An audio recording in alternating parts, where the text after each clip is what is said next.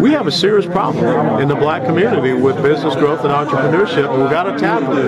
A lot of people don't want to talk about it. You look at how it's been trending in the past 3.5 years under this administration. You know, the black community voted 96% for the president, and they're suffering right now, and they don't hear this type of conversation, so we'll continue to have it. You know, right now there are a lot of people who see the president and say, well, I don't know, and they want to look at another option like the Republicans, but they don't know if they feel welcome. What are you trying to do to try to do the outreach piece to say, hey, come? I'm welcome. You know. And that's the thing. I mean, this was not about Republican or Democrat. This is about principles and philosophy of governance, and that's what you heard people talk about. They talked about tax policy. They talked about regulatory policy.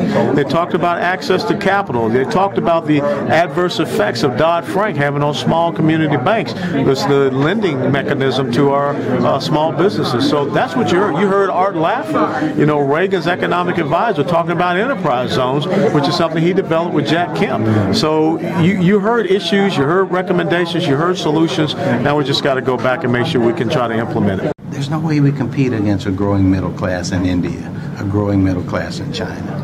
And unless there is a African American community with income to consume the manufacturing products that we produce over here, then the manufacturers are going to go to other places to produce where there are consumers. So this is an economic imperative. It has nothing to do with politics. If everybody were of the same mind, Republican and Democrat, this economic imperative would still exist. We're people that come from varied backgrounds and varied experiences, and that black experience is varied no matter whether you live in a rural area or urban area.